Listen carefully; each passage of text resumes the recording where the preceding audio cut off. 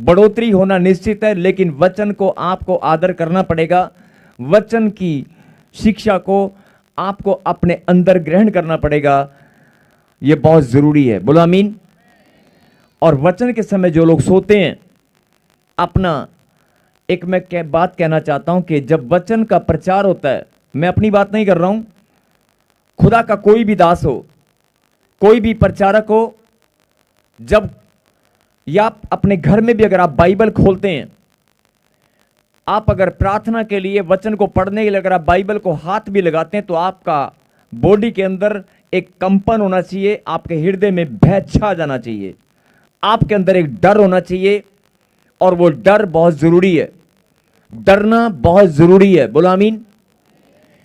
मैं फिर आपका ध्यान इस बात पर केंद्रित करना चाहता हूं कि अगर आपके अंदर डर नहीं है, इस प्रभु के कलाम को लेकर लोग ऐसे घूमते रहते हैं, हाँ, और जी कितना ठीक हो, हाँ जी हाँ जी, फोन अच्छा, हाँ हाँ हाँ हाँ। इस वचन को, इस पवित्र शास्त्र को अपने हाथ में लेकर जो लोग घूमते हैं, और कई लोग तो बेकदरी इतना करते हैं कि इसको नीचे रख देते हैं, इस वचन को, इस पवित्र शास्त्र को अपने हाथ में लेकर बेअदबी करते हैं बहुत सारे लोग, लेकिन अनजाने में करते हैं। मैं ये नहीं कहता हूं कि जानबूझ के करते हैं, अनजाने में करते हैं। तो आज से अगर आपसे गलती, छोटी सी भी गलती हो गई ना, तो कोई बड़ी आशीष आपकी शैतान रोक सकता है। इसलिए अपने आप को आपको थोड़ा सा ध्यान देना होगा। घर के अंदर मैं कुछ बातें आपको बता रहा हूं, घर के अंदर जब आप सोते हैं तो आपका ध्यान होना चाहिए कि ये पवित्र शास्त्र आपने रखा कहां पर है। प्रार्थना करने के बाद आपकी बाइबल कहां पर है। प्रार्थना करते वक्त आपकी बाइबल, जब आपने ठीक से उसको रखा कि नहीं, और सबसे बड़ी बात, सब कुछ ठीक हो जाएगा। सब कुछ ठीक होगा जब आप, कई लोग कहते हैं कि मेरे से गलती होती है, कोई गलती नहीं होगी अगर आप इसको हाथ लगाने से पहले, इसके समीप जाने से पहले अगर आपको डर लगे। प्रभु का कलाम है, पवित्र शास्त्र है, अगर आपको डर लगे, आपके अंदर हल्का सा भय आए, तो समझ जाना कि जीवन में कभी कोई गलती होने वाली नहीं है। आपके अंदर यह भय होना चाहिए। बोलो आमीन। और बहुत सारे लोग, इसका भय तो बहुत दूर की बात है, जब वचन का प्रचार चल रहा होता है उनको पता ही नहीं है कि वचन का प्रचार चल रहा है, और बैठ के ठट्ठा कर रहे हैं, बैठ के एक दूसरे से बात कर रहे हैं, फोन चला रहे हैं, ध्यान इधर इधर उधर घूम रहे हैं, फिरकी ले रहे हैं। ये ना बार बार बोलना अच्छा नहीं लगता, इसलिए मैंने आज खराई के साथ आपको बोल दिया है। और आप सबसे मैं विनती करता हूं कि प्लीज केवल वचन के समय अगर आपको नींद, पूरी तरह एक्टिव होना चाहिए, आपको डर होना चाहिए कि खुदा का कलाम हम सुनने वाले हैं। जिस परमेश्वर ने हमें यहां पर इकट्ठा होने का अवसर दिया है, जिसकी हुजूरी में हम यहां पर हैं, उस परमपिता परमेश्वर का नाम आपके अंदर, उसको आदर देना, यह हमारी एक नैतिक जिम्मेवारी नहीं है, बहुत बड़ी जिम्मेवारी, रिस्पॉन्सिबिलिटी है कि वचन को आदर देना हमारी जिम्मेवारी है, और यह बहुत जरूरी है। बोलो आमीन। तो मैं उम्मीद करता हूं कि आज के बाद छोटे बड़े, कई लोग कहते हैं हम तो वचन सुनते हैं, वो घूमने वाले घूमते हैं, नहीं, आप भी अगर वचन से आपका ध्यान इधर उधर हट रहा है, आपको सुस्ती आ रही है आपको बॉडी में, नहीं, आपको अपनी बॉडी को एक्टिव रखना होगा, अपने दिमाग को, अपने शरीर की इंद्रियों को, क्योंकि अगर डर होगा तो अपने आप एक्टिव होगा, जब डर नहीं होगा तो परवाह नहीं होगी। इसलिए बाइबल में एक वचन लिखा है, मेरे डरवैयों को किसी बात की घटी नहीं होगी। बोलो आमीन।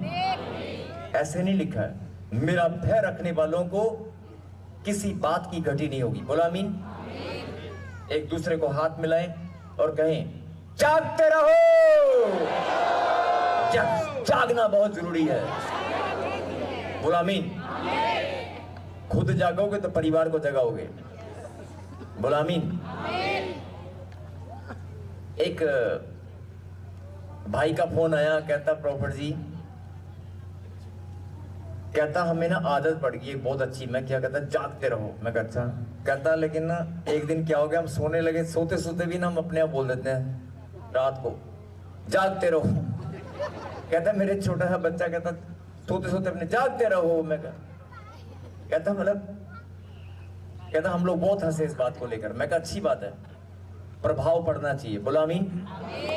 धन्यवाद पिता परमेश्वर। आइए हम प्रार्थना करें। सर्वशक्तिमान परम पिता परमेश्वर, आपके बच्चे जो आपकी हजूरी में यहां पर मौजूद हैं, सबको प्रभु जी आपने अवसर दिया है, सबको आपने बुलाया है, सबको प्रभु जी आप ही ने आज इकट्ठा होने का मौका दिया है। अपने कलाम को आज हम सबके हृदय में स्थिर करने के लिए प्रभु जी जो अवसर आपने दिया है, हम आपको धन्यवाद देते हैं। और पिता परमेश्वर, हमारे धन्यवाद की भेंट को आप ग्रहण करें। ऊंची बात से कहें, परमेश्वर, जो भेंट मैं आपके पास लेकर आई हूं, जो धन्यवाद की भेंट, जो मेरे प्रेम की भेंट, जो भी भेंट मैं लेकर आई हूं, आप मेरी भेंट को ग्रहण करें। मैं विश्वास के साथ धन्यवाद करता हूं। मेरे परमेश्वर ने आज मेरी भेंट को ग्रहण कर लिया है। मैं बहुत आनंदित हूं। बोलो आमीन। यस, ये बहुत बड़ी बात है कि परमेश्वर हमारी भेंटों को ग्रहण करें।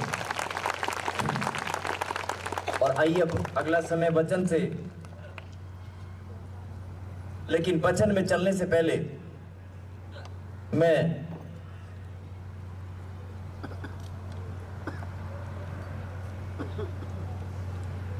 एक बहुत जरूरी बात, जवान बच्चे जिनको नौकरी चाहिए, है कोई यहां पर? जिनको जॉब चाहिए, है कोई यहां पर?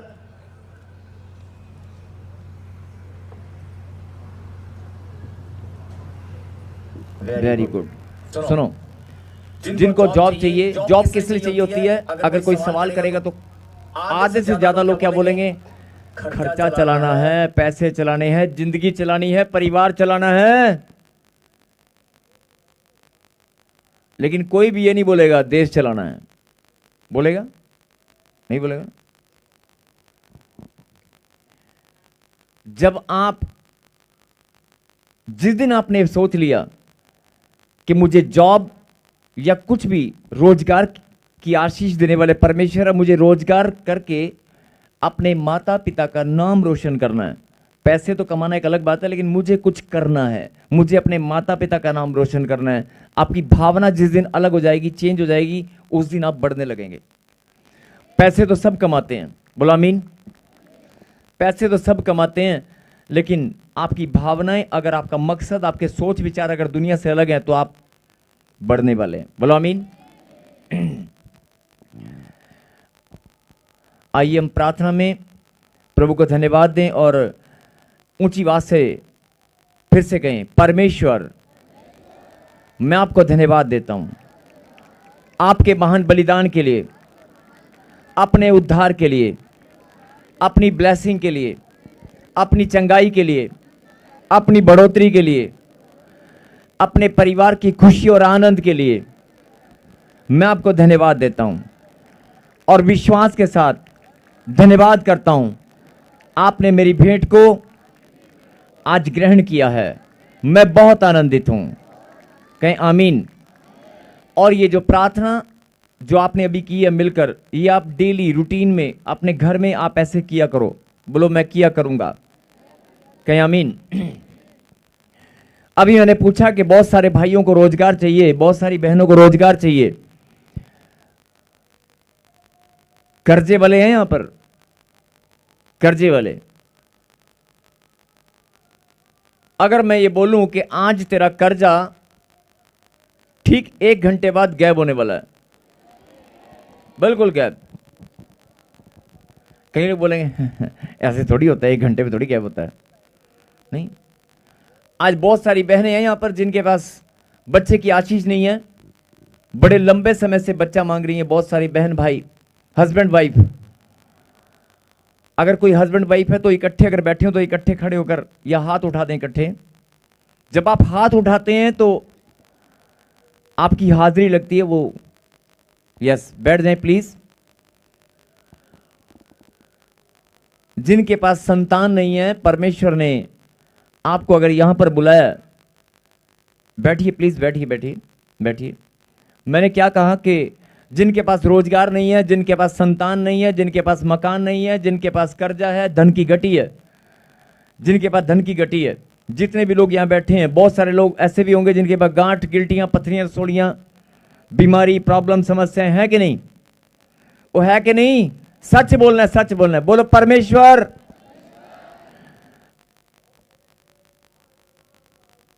मैं विश्वास करता हूं आज मेरी सारी प्रॉब्लम बिल्कुल खत्म हो जाएंगी। आमीन।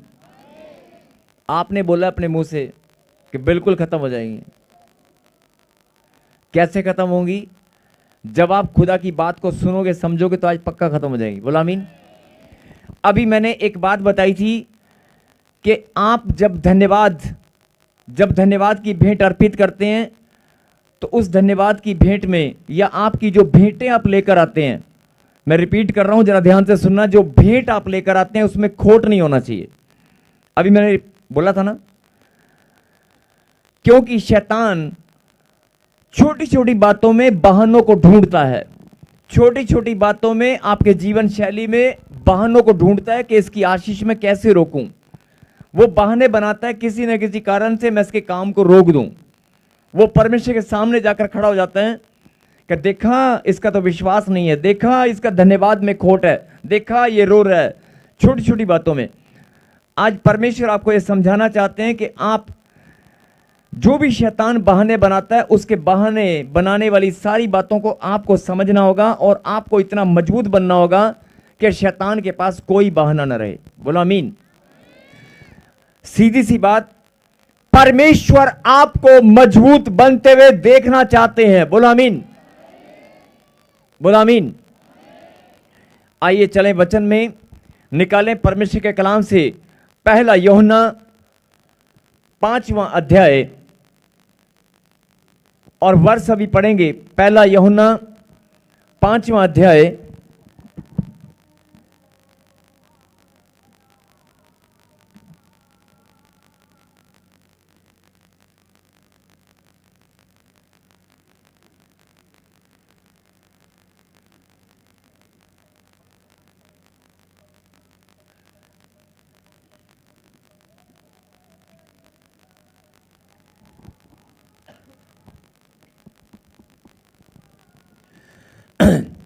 अगले 15 से 20 मिनट में आपसे विनती करता हूं, वचन आपने निकाल लिया लेकिन वर्ष में भी बताऊंगा तब आपको आगे पढ़ना है। लेकिन 15 से 20 मिनट के लिए अपने ध्यान को आप केंद्रित करें और जो बात मैं बोलने वाला हूं उसे ध्यान से सुनें। आप परमेश्वर के पवित्र नाम पर भरोसा करने के बाद या परमेश्वर को अपना जीवन समर्पित करने के बाद या परमेश्वर के नाम को ग्रहण करने के बाद, आपने प्रभु के नाम को जब ग्रहण किया, एक उदाहरण लेते हैं, 4 साल पहले, 5 साल पहले, 10 साल पहले, 15 साल पहले या 2 महीने पहले या 6 महीने पहले या 4 साल पहले, जब भी परमेश्वर को आपने ग्रहण किया है, विश्वास किया है, वो दिन आपको याद है? आपको मालूम है आप कब से प्रभु में आए हैं? मालूम है?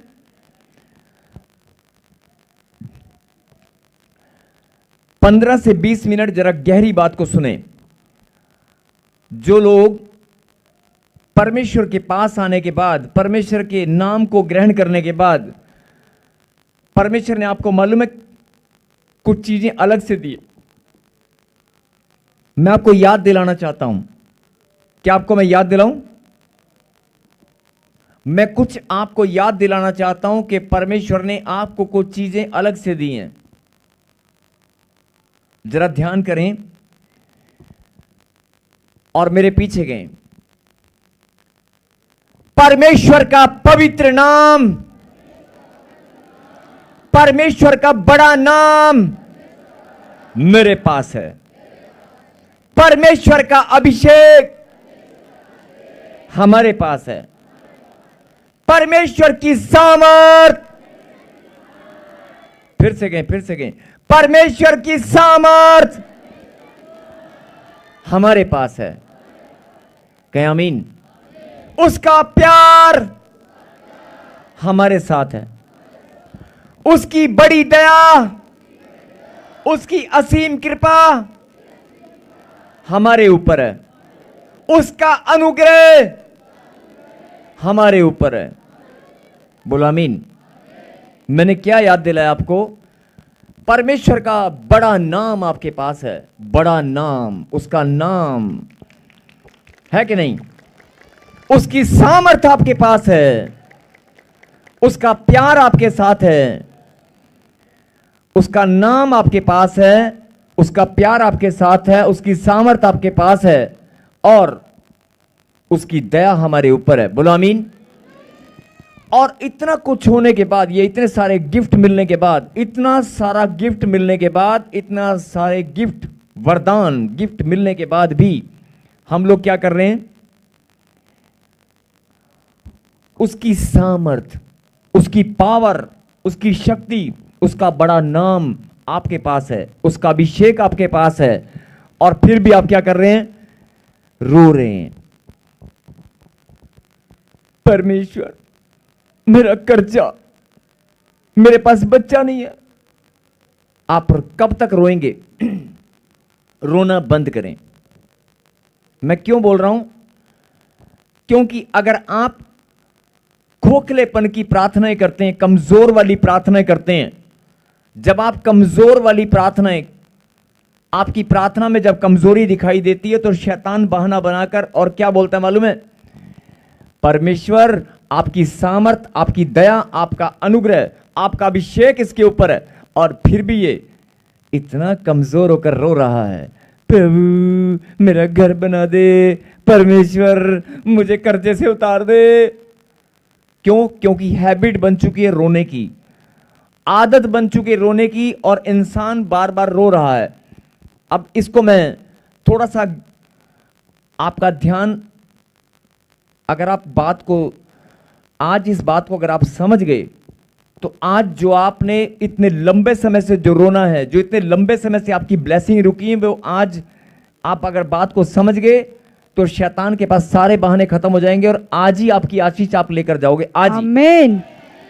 जो आशीषें आपकी रुकी हुई हैं, जो काम आपके बन नहीं पा रहे हैं, वो आज आप समझ गए तो आज के आज ही आपको आशीष मिलेगी। बोलो आमीन। जिनके बच्चों की बढ़ोतरी नहीं हो पा रही है, जिनके घर में नशा है, जिनके घर में बहुत सारे कारण हैं, आप सिर्फ बात को समझें। बैठ जाएं बहन जी, बैठ जाएं।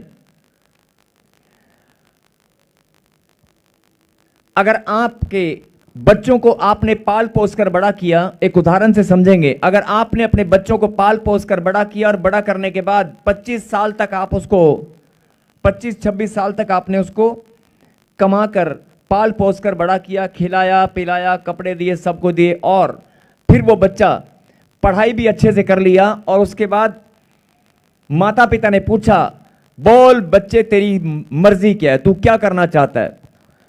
एक बच्चे ने कहा कि मैं बिजनेस करना चाहता हूं। पिता ने कहा ये ले इन्वेस्टमेंट, ये ले पैसे और कर ले बिजनेस, छोटा बड़ा जैसा भी करना है कर ले। एक ने कहा कि मैं नौकरी करना चाहता हूं, तो पिता ने कहा ठीक है कर ले। दोनों बच्चे, एक नौकरी को ढूंढने निकला और एक बिजनेस करने लगा, लेकिन जो बिजनेस करने वाला था उसका बिजनेस फ्लॉप हो गया, पैसे बर्बाद हो गए, नुकसान हो गया। वो फिर से अपने बाप के पास आया कि मेरे नुकसान हो गया। तो पिता ने पूछा और बता तू क्या करना चाहता है? कि मुझे और पैसा और चाहिए। उन्होंने कहा ये ले। जो नौकरी करने वाला था वो कहता है कि मुझे नौकरी नहीं मिली, मैं ढूंढ ढूंढ के थक गया। छोटी सी नौकरी मिली थी, 2-4 दिन काम किया लेकिन मेरा मन नहीं किया, मैंने छोड़ दिया। तो पिता क्या कहेगा? ठीक है बेटे कोई और ढूंढ ले। लेकिन कब तक ऐसा चलेगा? वो बार बार नौकरी ढूंढता रहेगा, स्टेबिलिटी नहीं होगी और बिजनेस में अपने पांव पर वो खड़ा होकर बढ़ नहीं पा रहा है। 25-26 साल, 30 साल, 35 साल तक माता पिता उसको पाल पोस कर बड़ा करते रहे और लेकिन वो निकम्मापन अभी भी दिखा रहा है। आलसपन, निकम्मापन या अपने अंदर जो कमियां हैं वो नजर आ रही हैं, आ रही कि नहीं आ रही हैं? 2 बार पिता ने पैसा दिया लेकिन दोनों बार फ्लॉप हो गया, तीसरी बार फिर पैसा दिया फिर फ्लॉप हो गया, चौथी बार बाप पैसे देगा क्या? दे देगा, मना नहीं करेगा, लेकिन आपको सिर्फ यह बात समझनी है कि अगर बच्चे बढ़ नहीं पा रहे हैं, अगर बच्चों की बढ़ोतरी नहीं हो पा रही है और बच्चे कामयाब नहीं हो पा रहे हैं, माता पिता इन्वेस्टमेंट भी कर रहे हैं, माता पिता प्यार भी दिखा रहे हैं, माता पिता उसको शिक्षा भी दे रहे हैं, पाल पोस कर बड़ा भी कर रहे हैं, उसको मोटिवेट भी कर रहे हैं, सब कुछ कर रहे हैं, लेकिन वो बच्चे बढ़ नहीं पा रहे हैं, तो सबसे ज्यादा दुख किसको होने वाला है? आपको यह बात समझ में आती है? सबसे ज्यादा दुख किसको होगा? उसके रिश्तेदारों को, उसके पड़ोसी को? माता पिता को सबसे ज्यादा दुख होता है। होता है कि नहीं? होता है कि नहीं? यही बात परमेश्वर आज आपको समझाना चाहते हैं। 4 साल से मेरा बड़ा नाम लेता तू आया है, बड़ी प्रार्थनाएं करता तू आया है, 10 साल से तू मेरे नाम को महिमा देता आया है, और 10 साल से तू लगातार मेरी प्रार्थनाओं में मेरे प्रचार को सुनता आया है, 10 साल से लगातार, लेकिन तेरा रोना अभी तक बंद नहीं हुआ, और 10 साल से लगातार तू रोते रोते बोल रहा है, मुझे बच्चा दे दे, मुझे मकान दे दे, मुझे बढ़ा दे। फिर से इस बात को जरा ध्यान से सुने। अगर आपने अपने बच्चों को पाल पोस कर बड़ा किया और वो बच्चे कामयाब नहीं हो पा रहे हैं, या बच्चे नुकसान कर रहे हैं, या बच्चे कहना नहीं मानते, आज्ञा पालन में, या आपका अपमान करते हैं, या कोई भी कारण, बच्चों के कारण माता पिता, अगर बच्चों को जरा सा दुख होगा, बच्चे कामयाब नहीं होंगे, तो सबसे ज्यादा दुख माता पिता को होता है। बेशक वो जाहिर नहीं करते, लेकिन होता है। होता है कि नहीं? बोल के बोलो, अगर बोलो होता है कि नहीं? होता है ना? मैंने क्या कहा था कि अगर आज आपने गहरी बात को समझ लिया, तो आप आज जो जीवन भर की ब्लेसिंग या जीवन भर के जो आपके काम रुके हैं, वो आज सारे खुल जाएंगे। बोलो आमीन। सबको जय मसीह की। मैं जतिन बब्बर और आप देख रहे हैं मसीह परिवार चैनल। जैसे कि आप सब जानते हैं कि मैं इस चैनल पे प्रभु के अलग अलग दासों की वीडियोस डालता हूं, तो अगर आपको हमारा चैनल अच्छा लगता है तो आप इस चैनल को ज़्यादा से ज़्यादा सब्सक्राइब जरूर करें, ताकि आप प्रभु के वचन को सुन सके। वीडियोस को ज़्यादा से ज़्यादा शेयर करें, ताकि जिन लोगों तक वचन नहीं पहुंचा उन तक भी वचन पहुंच सके। सबको जय मसीह की। एक बार मैं आपसे दोबारा कहूँगा कि इस चैनल को सब्सक्राइब जरूर करें और वीडियोस को ज़्यादा से ज़्यादा शेयर करें। जय मसीह की।